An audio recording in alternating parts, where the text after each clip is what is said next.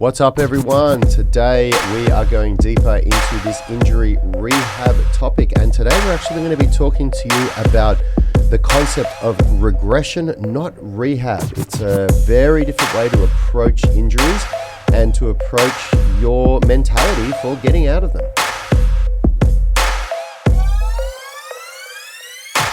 What's up, everyone? I'm Yanni Bormeister. Across the table is my brother Rad. Behind the mixer is Richard. We are Unity Gym and the Unify Movement System. We turn driven people into athletes. If you want to know how, you can download any of our blueprints in the description or on our website. What's up, Rad? Yeah, I'm good, man. Feeling really good today. I am starting to get better from this man flu, from this cold that I've had, and looking at our screen without Phil here blocking our beautiful heads, it looks pretty cool. And apparently, according to the bumpers, I'm Phil today as well. Yeah, no, I'm good, man. How are you? Yeah, I'm feeling good. I'm big shout out to all those poor people down in Victoria. For those overseas tuning in, it's a southern state in this great land of Australia. They're back in rehab. Rehab. Not rehab. Yeah, they basically are back in rehab. They're back in lockdown because of coronavirus. So much love sent south. We're trucking on, and we're talking about a really important topic. We decided to dive into a bit of rehab this week because we had a lot of questions coming through, and we just thought, well, let's do a bit of a chat on rehab. And then Phil basically had to leave for the entire week and is not going to be here. And I was like, oh, well, that wasn't very planned very well. But we're gonna push through because we do have some really, really important stuff that we want to talk about this week. Yep. And I want to also let you know, because this is something that we always do. We always prioritize questions from our UMS online coaching members, and we got a good question here that I just saw, Yoni, that's come through last night from Marissa Harcrow in the UMS online coaching group. So Marissa, if you're listening, we're going to get to that question before the end of today's show. Sounds good. We'll help you out. So, yeah, look, this is Yanni and I have decided that there's certain drums that we're going to bang a hell of a lot, because we have learned ourselves that sometimes you get told something 99 times, the exact same thing, and it's not until you get told it the 100th time that you actually go, aha, and you have a breakthrough. Sometimes it's the 1,000th time.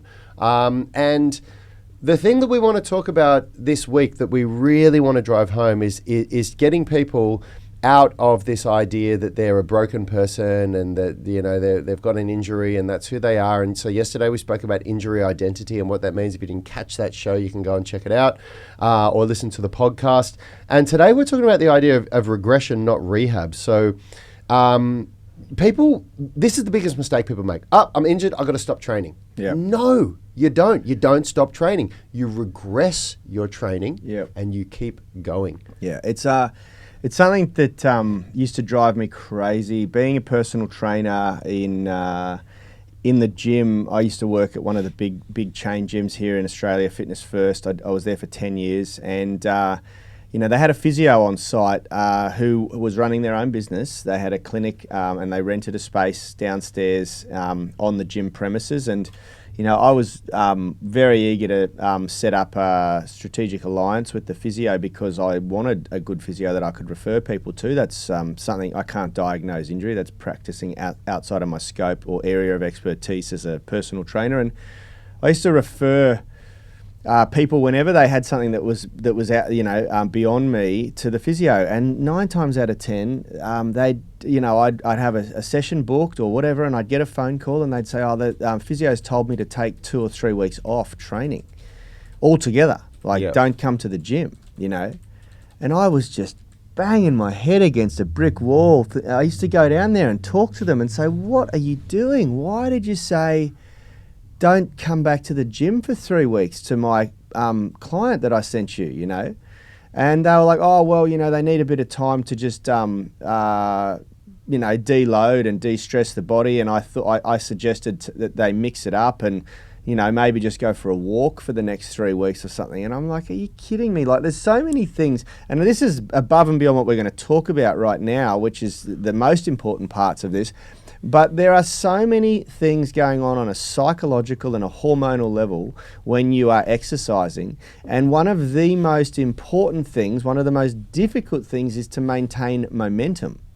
And so when you tell someone to stop, break a routine, not only does it deflate them and make them feel really, really helpless and hopeless, it totally interrupts their flow. It interrupts their momentum. It's the worst thing you can possibly do as a healthcare professional, is to tell someone to break a really healthy routine. Yep. This is what we're working our asses off to build. Yep. You know, in Phil's own words, the only injury that you need to immobilize, meaning not move it, is a fracture. A bone fracture. A bone fracture. That's you exactly do need right. to immobilize it for a certain period of time, which is why the old school way, sometimes they don't even do this now, but the old school way is that they put you in a cast or a boot or whatever the joint is, so that it immobilizes that bone or that joint so that the fracture can reconnect. But in Phil's own words, everything else is going to benefit from motion. And it brings us into the first point, which we can keep talking about here, which the first discussion point for today, which is that motion is lotion during any rehab program, right? Motion is lotion in general. Yeah. In general. So and that stands during a rehab or regression program, as we like to say it too. Yeah. And I mean, you can, I'll relate this to myself. My most recent bad injury, injury that really affected my training, was a shoulder injury. And did that stop me training 6 days a week? God, no. Yeah. How many other joints have I got in my body? I've still got one other good arm. Yeah. So I just thought I should probably represent the brand. Look at this. Yanni's out. Look at this. We've both got our Unified Movement System shirts on. There it is. And we've got all our posters at the back down here. For those on the podcast, sorry, you can't see this. Yeah, you can't see. We're wearing amazing shirts, and we're in an amazing podcast studio. And if you are listening to the podcast, you really should come and join the UMS Movement Mastermind Facebook group so you can catch these Quack's on there. He live. said, "Wow, the studio is looking world class, boys." Quack's been in the studio. It's looking a bit better than when you were in here. Hey, brother, what do you reckon? We got our fancy mics as well. Yeah, that's Do right. they sound better, Quack? So are the new mics sounding better? We've had them for a couple of months. They certainly do. Yeah. So don't stop training. There's always something you can do, and motion is lotion. It really is. And going back to the topic of today's show, this is something that was a really revolutionary for you and me, Yanni, because it was Phil that introduced us to this topic at some stage this year, where he said, "Look, I don't like to say to people," and he said it with tongue in cheek. He said, because everybody knows that you call something rehab or rehabilitation, like you're rehabilitating an injury. But the way that Phil described it to us was, he said, "I like to tell people that they're not in a rehabilitation stage, they're just in a regression stage of their training." And the idea of that is that, let's just say that you were, doing right into your shoulder pressing or your handstand push-ups or anything that's a vertical push where you're pushing weight away from your body above your head, and you do a shoulder injury. And now one of the worst things that you can do at this stage of the injury rehabilitation is to bring the arms overhead with load. That's a really bad thing for your shoulder right now.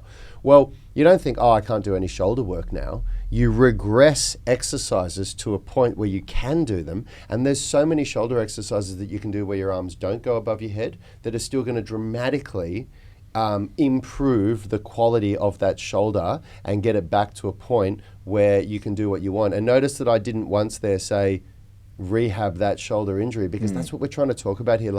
Yes, you've got an injury. Yes, somebody diagnosed that you have an injury and told you need to rehabilitate it. But now it's time to get out of that mentality and think of, I'm just regressing my workouts. Yeah, that's what I'm doing. Exactly right. Because as we said yesterday, and this is very important, you cannot create an injury identity for yourself. I wrote an article, a blog about this yesterday that went out to my Inner Circle group, a fast-growing group of about 70,000 people now. And it is, if you're not on that email list, you should be.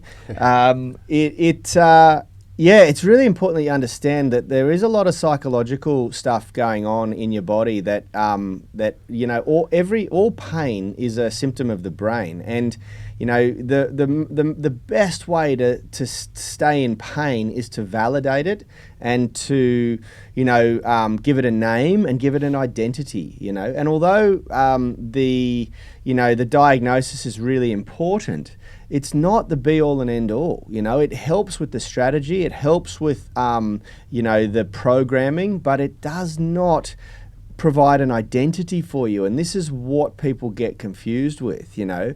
Now, this carries right through the rehabilitation process, you know. If you create an identity for yourself that you're in rehab, that tends to create an alarmingly negative effect or response around the rest of your training, the approach that you take to all of your training. You know, a perfect example is someone who experiences an elbow injury or a wrist injury. You know, there's so much more you can do. And quite frankly, I would be doubling down on becoming a master at squats at that point or something like that, you know, or core training or flexibility or know. Even in my case with a shoulder injury, in the earlier stages of my rehab, obviously for those of you on the podcast, you can't see what I was doing, but I was doing things where I was just moving my arm just to create movement, and I was going to this, I was doing really controlled shoulder circles, and I'd, you know, come to this point where I'd feel the pain and I'd back it off, and just because some movement is going to be good, it stimulates blood flow, 100%. And blood flow is the thing that heals your body, you know. Yeah. So if you're just immobilizing that joint, you're restricting blood flow to it, and that doesn't aid the healing process. That's exactly right. Which, you know, what you're just saying there, Yanni, brings us into the second discussion point for today's show, which is that load management is key to progression. So it's all about managing load in the injured tissue. Yep. So when we talk about this idea of you're not in rehab, you're in regression. So you regress by managing the load, by reducing the load, by reducing the intensity of the exercise. Yeah, and that's the really interesting part that I found quite interesting, working with you know, a number of really great physios, is that they actually, I was even a believer that, okay, if you've torn a muscle, or if you've most times a sprain, a strain, or a tear, they're all tears. They're just different levels of tear that have been given fancy names. But it's really a grade 1, 2, or 3 muscle tear. And they're the most common injury, other than a tendinopathy, which is a different. That's where it's gone beyond just a tear, and it's where the proteins and the collagens in the protein actually start to really deform and break down, and that requires a slightly different strategy. But what I was quite interested in was that you should actually not stop stimulating the muscle immediately. There's a few things that you need to do. You know, you obviously don't stretch a tear, because like a tear on your skin, if you were to stretch that skin, the tear reopens. So that's going to stifle healing. And that's something that a lot of people get wrong. They feel a niggle or a pain, which is usually always some level of tear. To a degree. It can be micro tears, or it can be a big tear, and they think, oh, I need to stretch that, you know, and that can be the worst thing. So that's why it's really important to go get a diagnosis and get someone like Phil to help you with your strategy, because you could be doing something that's completely incorrect. But you know, to stimulate, to strengthen the tissue is really important, because like Rad just said, and what Phil said yesterday, your body is a big pump. It's a big pneumatic pump. It's pumping fluid around constantly. That fluid is your blood, and that blood is the transportation mechanism for everything that you need to survive. And so you know, when you're trying to heal an injury, the last thing you want to do is slow that blood flow down.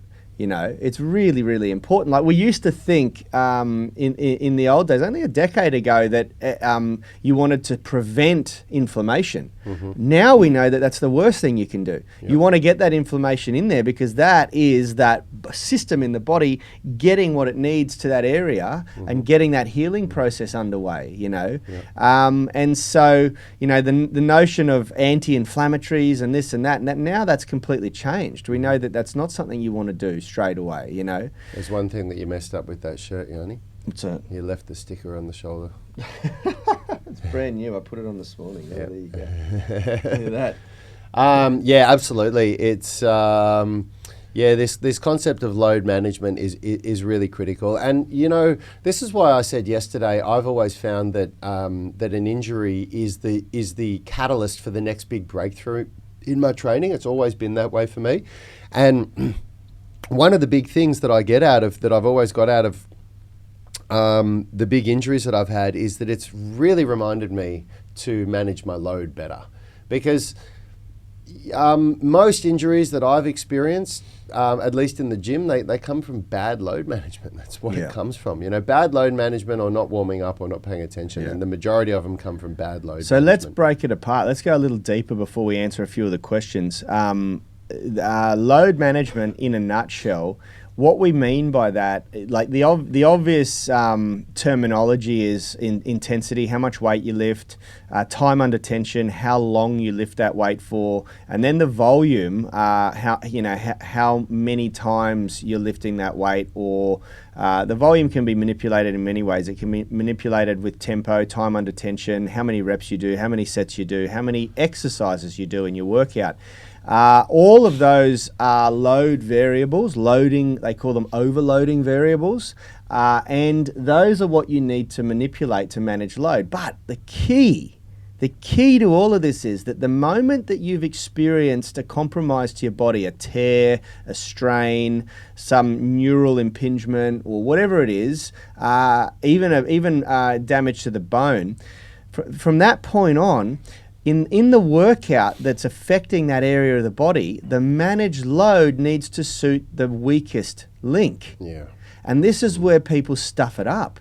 People go, oh, okay, well, I've got a bicep injury, but today I'm doing pull-ups or chin-ups, which is very bicep dominant, and they try to continue doing a workout that's going to stimulate their their ability to do pull-ups, but now all of a sudden a pull-up may even be too complex a movement for the bicep. It may be you might need to do feet assisted it might pull-ups. not, but it may be, depending on the severity of the injury. And this is why a diagnosis with a specialist is critical, and it should be a specialist who doesn't sit there and lay you on a bed and poke and prod you with their bloody fingers. It should be a specialist who takes you out on the gym floor, who identifies this guy needs to keep training.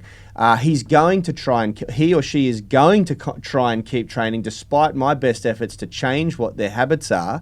So I'm going to walk them out on the gym floor and show them how to adapt their bloody workout to suit. Yep. And that's what I love about Phil's approach. Yep. He does very little in a clinical environment. He's out on the gym floor. He's a physio, but he's not in there. And he's also a brilliant soft tissue therapist, but he spends all his time with his clients on the gym floor, because that's where the magic happens. And so, recently for me, I did something really silly where I picked up my whole family and my fiance and my two kids, and I tore my bicep and my and a muscle in my forearm, and 2 days later I was doing pull-ups, but I was doing a partial range pull-up, and I was doing it in a manner that managed the load based on the tear. I wasn't going, oh, well, crap, I still need to get my chin-ups and pull-up volume done so my back stays strong and my movement pattern stays strong. I need to stimulate my bicep and the torn tissue enough so that it heals. Yeah. And in the same way, like people, you need to really start to get deeper and understand how the body works, because a pull-up and a bent over row with a neutral grip are going to train the same muscle groups. They just train them in a different way and through a different range. You're still training the lats and the biceps and the posterior deltoid and the scapular retractors and depressors, but you're training them differently. So that's a way that you could, for example, you go in, there's no way you're going to be doing a pull-up if you've done this bicep tear, but you can still train those muscle groups if you manage the load properly. So it's not I've torn this muscle, I can't do pull-ups, that means I can't do my training session today. Oh, well, I better just not train. No, you're getting it wrong. Yeah, that's right. So, and the last point for today's show is that you need to set a baseline. So you need to understand where your injury is. You need to work with a professional like Phil so you understand what you've got and what you're dealing with. And then in most cases, you actually want to train in a way that stimulates a little bit of the pain, where you experience a little bit of that discomfort, but you generally don't want to go outside of that 2 to 4 out of 10 range, because more than a 4, it can be, can really make things worse. And less than a 2 is probably not enough. And a lot of people say, well, how do I know if I've gone too hard? Phil always says to us, if the next day it hurts more, you've gone too hard. Yeah, so this is where where the rubber meets the road, and where working with a good practitioner or coach will be really useful. The initial exercise is that you set your baseline, and that is essentially how much discomfort or pain you're experiencing before any stimulus whatsoever. And that you need to really pay attention to and be aware of, because the following day after your first workout, you're going to measure how you feel against that baseline. And if that baseline has moved, if you're now in more discomfort than you were when you set that baseline, then we know that you've overstimulated the tissue, the damaged tissue, the compromised tissue. And this is really important, because once you understand how this mechanism works, how this system works, it's really quite easy to continue progressing. You're just testing against the baseline every day. And how do I feel? Okay, before my exercise, now I'm going to stimulate the tissue, and stimulating the tissue may be done in a number of ways. It may require you to regress right back to doing single joint isolated movements. Let's stay with my example of the chin up and the bicep and forearm tear. You may a chin up or a pull up, even in its partial range, even if you only do a jumping or concentric or feet assisted, it may still be too complex. It may still take you way above that discomfort score of a 4 or 5 on your pain meter. And in that case, you need to regress it back a little further. And my next regression to that might be a single arm lat pull down, really focusing on the damaged tissue. And if that's still upsetting you, then it may be that you go to a single joint movement that's more simple, more easy for the body to control, which is a variation of a bicep curl. And, that may still be too complex if it's a really serious injury, and you may need to go to an isometric contraction, where you're just flexing the muscle tissue with a weight in your hand. There's so many different ways that you can regress the movement, but the key here is that you get over your ego, and you understand that the worst thing you can do is nothing at all. You've got to keep training for a myriad of reasons. One is that the stimulus is really important to the healing process and will make it happen faster. Two is that just going to the gym and doing something keeps the exercise habit alive, so that you don't have to then worry about not only starting from scratch again with your strength and flexibility, but starting from scratch again with the psychological hurdle of getting to the gym or getting up out of bed in the morning, or whatever else it is that you've dealt with before. So there's so many things going on here that are critical to understanding the need to keep exercising when you've hurt yourself. Yep. Keep moving. Absolutely. Motion is lotion. Yeah. So before we finish, let's have a quick look at Marissa Harcrow's question. So Marissa's one of our UMS online coaching legends, and she has said, hello, I'm starting week 6 of the UMS Foundation's phase 1. I've been working out Monday, Tuesday, Thursday, Friday, 3 sets of each movement, with the 18-minute stretch routine done at a slow pace, 45 minutes or so on the days in between. Well done.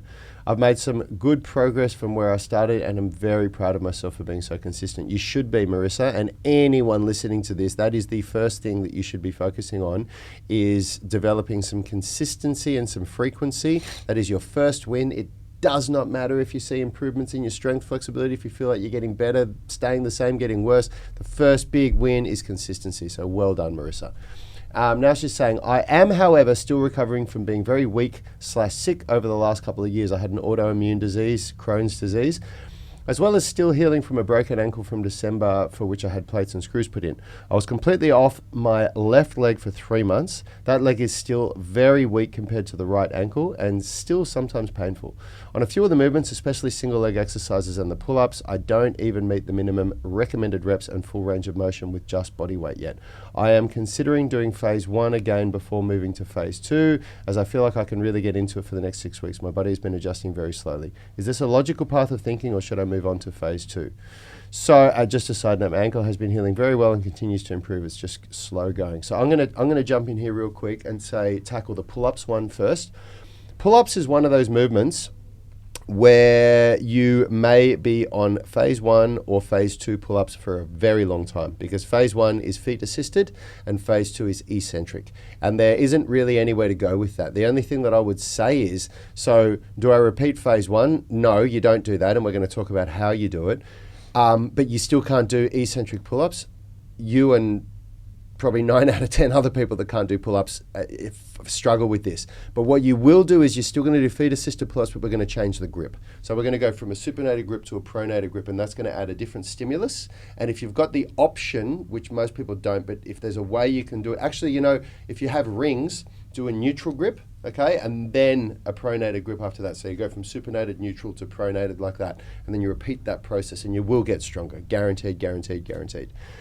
As far as everything else, go to phase 2. Yeah, 100%. And I would even throw in the mix there that you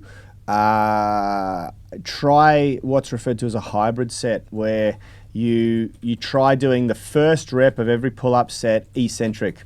So you get yourself up, get yourself into perfect form and posture with your chest touching the bar, your scapula retracted and depressed really nicely, and then try and lift your feet, maybe not 100% off the floor, but almost all the way off the floor, and really try to control the lowering of that first rep, and then put your feet back on the ground and do the rest of them assisted. Yep. And slowly over time, you'll adapt to that eccentric load, and slowly over time, you might be able to do 2 eccentric reps, and then 3, and then 4, Yep. like that. You don't have to make one giant leap in program phases from one movement to the next. That's the beauty of hybrid sets. You can blend the two loading parameters or loading strategies together to get a really good result, and that's what some people need to do. Yeah, but that everything that Yanni just said, that's because the pull-up is a body weight exercise, and you're much more limited with the way that you can manipulate load and intensity with body weight exercises.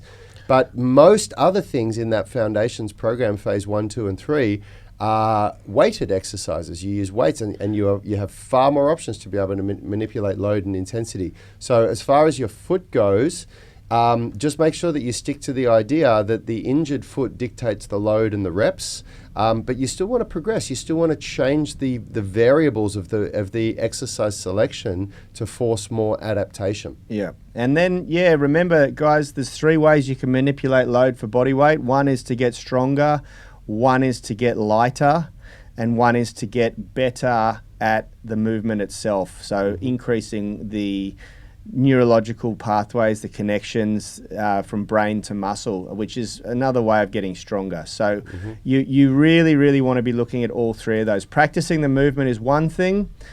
Increasing the strength, the tensile load capacity in the tissues is another thing, and that's coming with the practice.